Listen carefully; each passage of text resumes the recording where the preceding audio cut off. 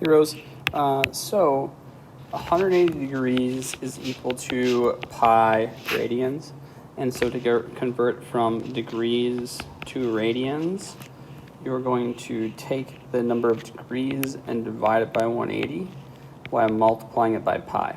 So pi divided by 180 is your multiplier, whereas radians to degrees, you divide by pi and multiply by 180. That way, the pi's will cancel out, and you'll get an answer in degrees. Whereas when you're going degrees to radians, you'll divide by the number of degrees, which cancels out the degree unit, and then you're left with pi. So for number 2, what is 5 pi divided by 3 radians to degrees? So we're going radians to degrees. So we're going to multiply by 180 and divide by pi. Multiply by 180, divide by pi. So the pi's cancel out. I'm going to also do this. You can just use a calculator now. You get 900 divided by 3, which is 300. But you could do 180 divided by 3. 180 divided by 3 is 60. So then on top you have 5 times 60, which is 300.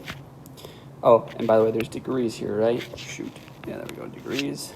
That's 300 degrees. And then on the bottom we have really 1 times 1. So it's just 300 degrees.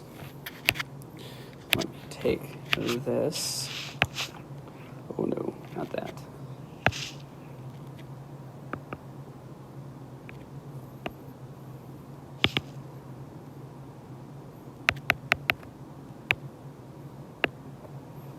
All right, so there's our conversions. Oh, what is the sine, cosine, and tangent of 7 pi over 4 radians? So here's where you go to your unit circle, but to know where to go to your unit circle, you need to figure out where 7 pi over 4 radians is. So you might want to convert that to degrees. So again, our pi's cancel out. 180 divided by 4 is 45. So 7 times 45 is, oh boy. Well, 8 times 45 is 360. So that'd be 315. Yeah, that makes sense. So you're sitting right there, which would be the square root of 2 over 2, comma negative square root of 2 over 2. So your sine, remember sine is like your y value at that terminal point. So this is going to be, y is sine, so it's going to be sine of negative square root of 2 over 2. Cosine is represents your x value at a point.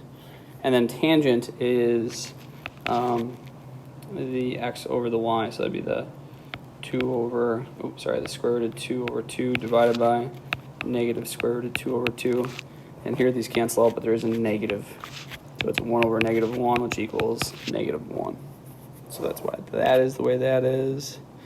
How long is the minute hand on a clock whose tip travels 15 centimeters from 115 to 130 to the nearest tenth? Oh boy.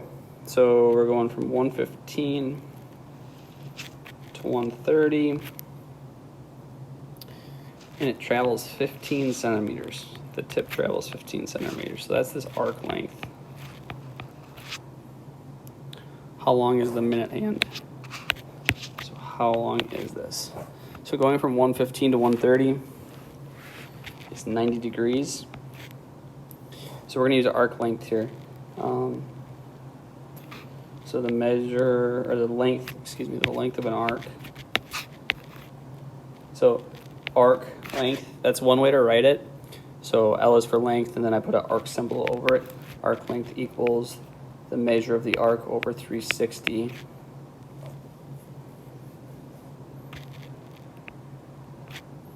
times 2 pi r. So really, an arc is a part of a circle, and the distance around a circle is 2 pi r. And then in this case, it's only 90 degrees, so it's really 1/4 of the circle. So we know the arc length is 15. We know we're traveling 90 degrees out of 360. times 2 pi r. So really, I'm going to move this way because I don't have a lot of space. 15 equals 1/4 times 2 pi r. So you can multiply by 4, then divide by 2 pi to get the radius by itself. Yeah. And so like that's really going to be 60 divided by 2 times pi is 6.28, which that'd make it about 9. When you use a calculator, you should get there. All right, last one. Marco is playing the video game Fort Attack. The purpose of the game is to shoot invading bandits that are trying to breach the fort's circular wall. And Marco must provide the angle at which the cannon should be turned in order to shoot the attacking bandits. The bandit is attacking in the picture below. Well,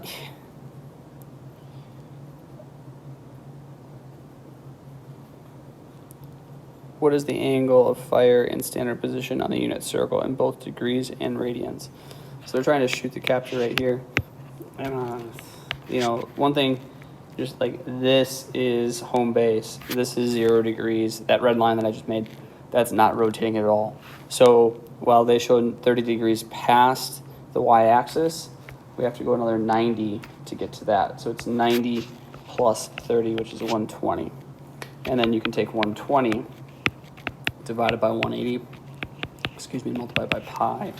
So you get 120 degrees pi over 180 degrees. The degrees cancel out. Zeros cancel out. 12 over 18 reduces to 2/3. And the pi comes along for the ride. Yeah, this is challenging stuff, so hang in there. And again, I'm trying to supplement some other stuff instead of having to proceed with this, because in a little bit these sections get tough for even a pre-calc class, not even just an Algebra 2 class. This really isn't Algebra 2 curriculum. So don't get too frustrated over this stuff.